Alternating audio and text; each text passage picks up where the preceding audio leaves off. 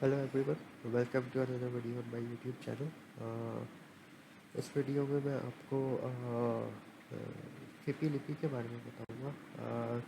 CP लिपि basically एक PSX का जब डेली ट्रांजैक्शंस होती है, बाइंग सेलिंग होती है, तो at the end of the day national clearing company of Pakistan, जो कि बेसिकली रिस्पॉन्सिबल है to provide the data related to the transactions that happen throughout the day, तो ये इसको पोस्ट करती है। इससे आपको फ़ायदा ये होता है, इसका बेसिकली मतलब ये फॉरेन इन्वेस्टर पोर्टफोलियो इन्वेस्टमेंट, और लिपि का मतलब है लोकल इन्वेस्टर्स पोर्टफोलियो इन्वेस्टमेंट। इसकी इस डेटा से आपको ये पता चलता है कि जो फॉरेन कंपनीज हैं या फॉरेन कॉर्पोरेट्स हैं, ओवरसीज़ पाकिस्तानीज हैं, वो कहाँ किस सेक्टर्स में बाइंग कर रहे हैं। एट द सेम टाइम उन्होंने कितनी बाइंग की, कितनी सेलिंग की, that at the same time जो लिपि डाटा है उससे आपको ये पता चलता है कि लोकल जो प्लेयर्स हैं, जिनमें बैंक्स आते हैं, फंड्स आते हैं, म्यूचुअल फंड्स, इंश्योरेंस कंपनीज आती है, और इस तरह के ब्रोकर्स आते हैं, और जाहिर सी बात है इंडिविजुअल्स आते हैं जो कि अदर इंडिविजुअल इन्वेस्ट कर रहे होते हैं पीएसएक्स में। तो वो कहाँ इन्वेस्ट कर रहे हैं अपने पैसा। इससे आपको ये आइडिया होता है कि किस सेक्टर में जो है वो इन्वेस्टमेंट ज़्यादा आ रही है।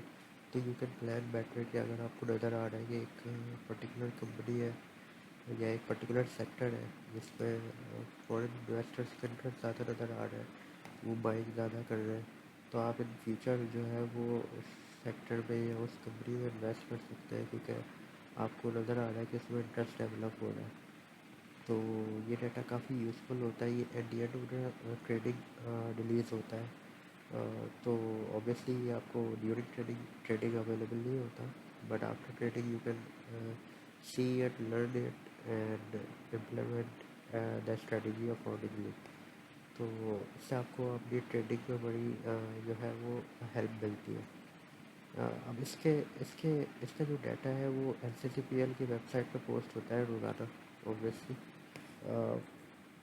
जैसे मैं अभी मौजूद हूँ, तो ये 19 तारीख का डाटा दिखा रहा है, जो लास्ट वर्किंग डे था, 19 अगस्त। बट ये काफ़ी बेस्ट ऑफ डाटा होता है, इसको रीड करना थोड़ा मुश्किल होता है। इसमें बाय वैल्यू सेल वैल्यू अलग से बताई गई है, सेक्टर वाइज में बताया हुआ है, लिपि नॉर्मल बताया हुआ है, लिपि सेक्टर वाइज बताया हुआ है। तो इसको रीड करना काफ़ी मुश्किल होता है। तो आई ऑलवेज प्रेफर कि आप आरिफ हबीब के ट्विटर अकाउंट पे जाएँ। If you don't have a Twitter account, आप उसको बनाएं और फॉलो करें।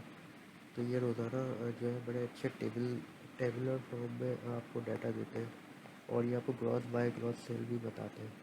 तो अब जैसे मैंने अगस्त 19 का डाटा पोस्ट किया हुआ है कि जो नेट सेलिंग हुई है वो $1.3 बिलियन की हुई है। तो इसका मतलब जो फॉरेन इन्वेस्टर्स थे उन्होंने बेसिकली सेल किया है ज़्यादा शेयर्स को ऑन 19 अगस्त। अब अगर आप इसकी इस टेबल में जाएँ जो कि उन्होंने प्रोवाइड किया है, तो आप देखेंगे कि उन्होंने लोकल लिपि का डाटा अलग से दिया हुआ है और फिपी का डाटा अलग से दिया हुआ है। इस डाटा को रीड करने का मैं आपको बताता हूँ कि इट्स क्वाइट इजी।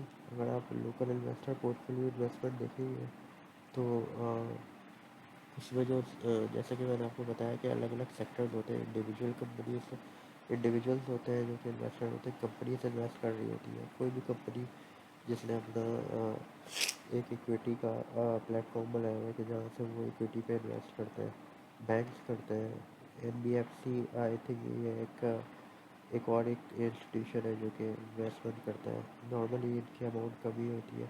फंड्स से बड़ा म्यूचुअल फंड है। म्यूचुअल फंड्स का बहुत बड़ा इम्पैक्ट होता है, क्योंकि बहुत सारे लोगों ने डायरेक्टली इन्वेस्ट नहीं किया हुआ होता है स्टॉक मार्केट में।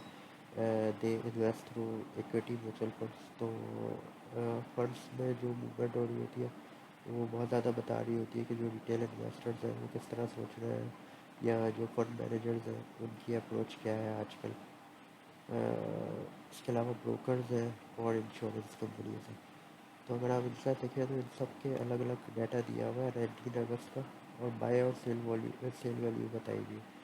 तो अब अगर जैसे आप ये देखें कि इंडिविजुअल्स ने बाइंग ज़्यादा की है, 25.89 बिलियन डॉलर की बाइंग की है, और सेलिंग $25.5 बिलियन की है। तो इन्होंने नेट बाइंग की है $0.3 बिलियन की। यानी इंडिविजुअल्स का इंटरेस्ट नज़र आया। इसी तरह से कंपनीज के लेवल पे भी इंटरेस्ट नज़र आया, बैंक के लेवल पे भी इंटरेस्ट आता नज़र आया। म्यूचुअल फंड पे काफ़ी सेलिंग की है 13 आवर्स को। अगर आप देखें 1.59 की बाइंग और $4.22 मिलियन की सेलिंग, और नेट है तो $2.63 मिलियन की सेलिंग की है। तो ये एक इंडिकेशन हो सकता है कि may be fund manager are thinking क्या है, जो है आगे जाके थोड़ी कोई अनसर्टेनिटी नज़र आ रही है उनको। ब्रोकर से इतना ज़्यादा नहीं किया तकरीबन जितनी बाइंग है उतनी सेलिंग है। इंश्योरेंस कंपनीज तो मुझे हमेशा से सेलिंग में ही नज़र आती है। वन मोर इसके बाद अगर आप देखें तो इसको सेक्टर वाइज भी इन्होंने बताया हुआ है, यानी डेली ट्रेडिंग को ये सेक्टर वाइज पे भी ब्रेक कर देते हैं कि जो इंडिविजुअल है उन्होंने किस सेक्टर में ज़्यादा बाइंग की है, और इसी तरह कंपनीज ने किस सेक्टर में ज़्यादा बाइंग की है, बैंक्स ने किस सेक्टर में ज़्यादा बाइंग की है। तो इन शॉर्ट आपको एक एक सेक्ट कौन से इदारे और कौन से इंडिविजुअल्स किस किस सेक्टर में इन्वेस्ट कर रही है तक आपको जो है ये फिफ्टी की रिपोर्ट अब बता रही होती है। आखिर में तो उन्होंने टोटल बताया हुआ है वीक टू डेट का, मंथ टू डेट का, और इस करंट ईयर टू डेट का डाटा। ये इतना इम्पोर्टेंट नहीं है, आई थिंक डेली डाटा ज़्यादा इम्पोर्टेंट होता है। इसी तरह से फिपी भी बताया हुआ है फॉरेन इन्वेस्टर में। लोकल में तो हमारे पास बहुत सारे ओबियसली इंस्टीट्यूशन है, बैंक हैं, म्यूचुअल फंड है। फॉरेन में ओबियसली ये सब नहीं होता है। फॉरेन में फॉरेन कॉर्पोरेट्स होती है, कंपनीज ओवरसीज़ पाकिस्तानी होते हैं और फॉरेन इंडिविजुअल होते हैं जो कि पाकिस्तानी भी नहीं है, but they are foreign individuals, तो दे कैन इन्वेस्ट टू। इनका ऑल दो वॉल्यूम्स कम ही होता है, लेकिन मेन जो है फॉरेन कॉर्पोरेट्स और ओवरसीज़ पाकिस्तानी होते हैं जो कि शेयर बाय कर रहे होते हैं। अब जैसे आपने देखा होगा कि रिसेंटली ये न्यूज़ आ रही है कि यूएई जो है पाकिस्तान स्टॉक मार्केट में इन्वेस्ट करने जा रहा है। तो बेसिकली यूएई जो करेगा वो मोस्ट प्रोबेबली फॉरेन कॉर्पोरेट्स के थ्रू करेगा।